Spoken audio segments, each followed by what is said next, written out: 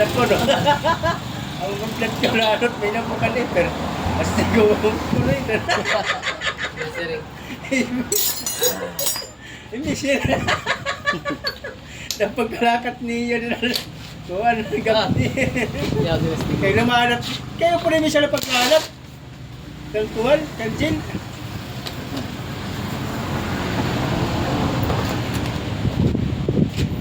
Yon, good morning.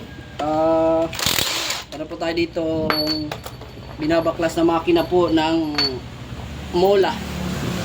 Mula. Yan, kamao. Kamao pala, hindi mola. Kamao ng Motorstar. Ang issue nito, bagong overhaul kung mapapansin nyo. Meron pa nga ang gasket dyan, no? Bagong overhaul pero isang beses lang nagamit ng may-ari.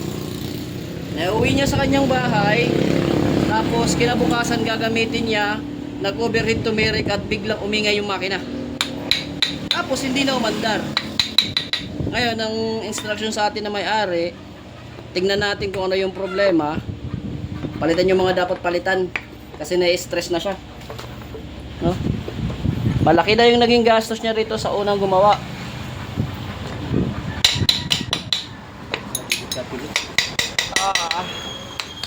Putol yung ano.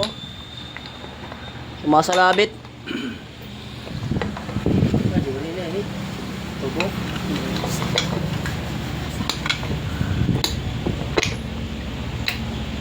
Masabit tong ano kasi yung bunganga niya may damage. Tuwan. Flat screw. Yung basag pala oh. Basag na. Masag pala siya oh. Basag? Hindi na bungaw. Kaya pala nilagyan dito ng epoxy. Yun. Muong ngayon. Hindi na masag. Wala naman palang basag eh. Style. Okay.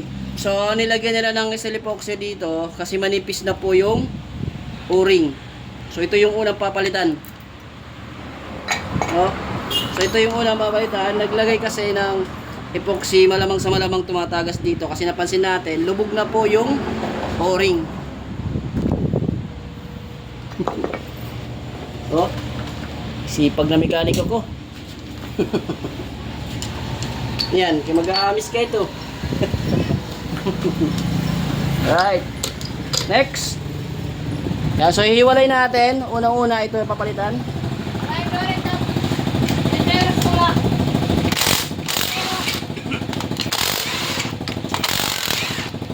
Okay. Check natin. Rocker arm. Pwede ba to? Okay, next, rocker arm. So, pwede pa yung rocker arm. Pwede ba to? Yun, stroke. Stroke yung rocker arm, mga idol. Ayun o, stroke yung rocker arm nyo. Pasin nyo. Oh. Dapat ganito. Ayan, may play. May play dapat ganito. Tingnan nyo yung itong isa. So ito yung dahilan kung bakit hindi na umandar. Ayan. Nagkakaroon ng problema pag ganito pag hindi umakyat yung langis. Okay, ayan o. Tigas na o. Pupukin natin. Wala, hanggang dyan lang talaga. Oh. Wala, tumigas na oh. Dapat ganito. Ay ganyan dapat oh. Okay, rocker arm. Dalawa na, oil seal rocker arm. Push rod matutulis na.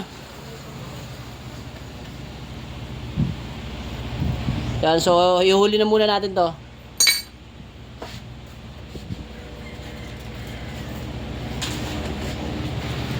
Alright.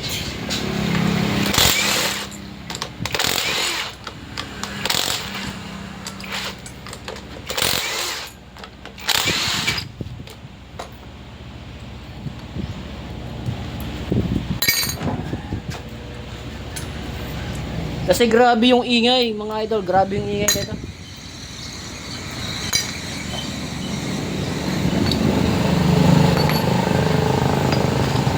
Kinick-start ko siya kanina, ang ingay. Pero hindi siya umaandar na, kinikick-start ko lang. Rinig na rinig ko yung ingay. Mas maingay pa sa bunganga ng kapitbahay nyo. Okay. So yun ulit ko, dalawa pa lang yung problema nakita natin. Another arm. Next level.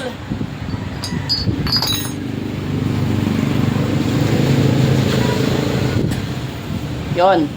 So kapansin-pansin na bago pa yung gasket kasi bagong overhaul nga. Okay. So wala naman tayong makita ng problema rito. Goods naman siya. Lugaring. Yun nga lang may mga carbon deposit dito. Oh.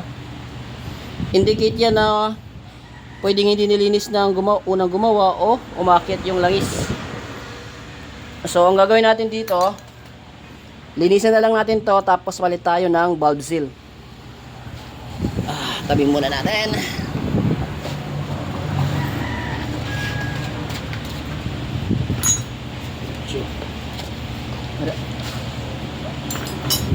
Adili.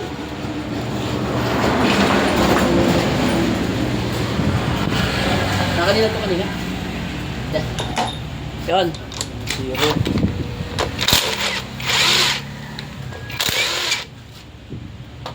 Okay, next naman natin check yung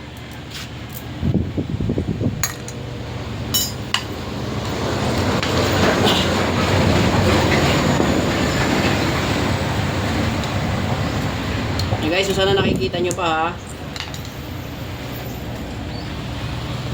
Okay.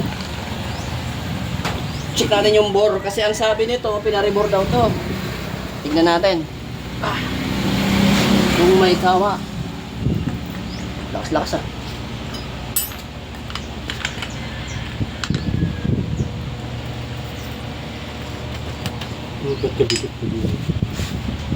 Marks.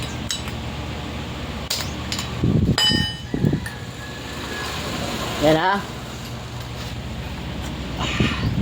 Naka-rebore daw to. Yun, hindi ni-rebore. Ang pangit. Yan ha, ang sabi ni-rebore daw. Ganda ng relo. Ay, so sana nakikita nyo may gas-gas. Ano, gas-gas.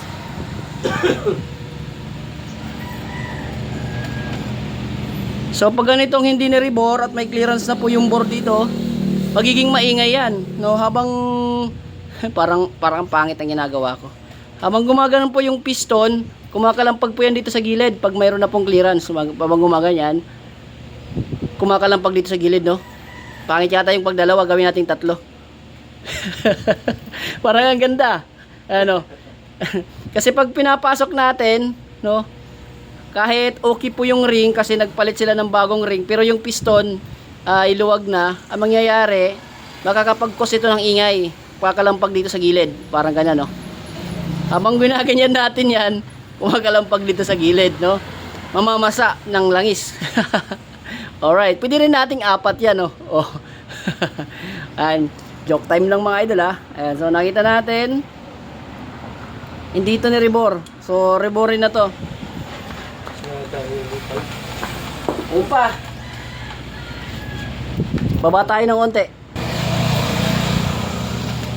Alright, so ito pa oh. Kita nyo ba yan? Kalog na. Grabe yung kalog oh.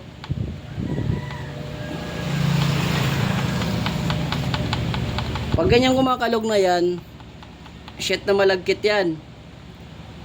Napaka ingay yan. So, cam follower, pwede pa to, pwede pa to. Pwede pa. Timing gear, yung cam lobe niya, okay pa. Ito lang yung problema, may clearance dito sa gilid oh. Nakikita nyo ba yung pagalog? So, sana nakikita nyo. Alright, tanggal tayo ng langis. Yan, tatanggalin ko muna yung langis.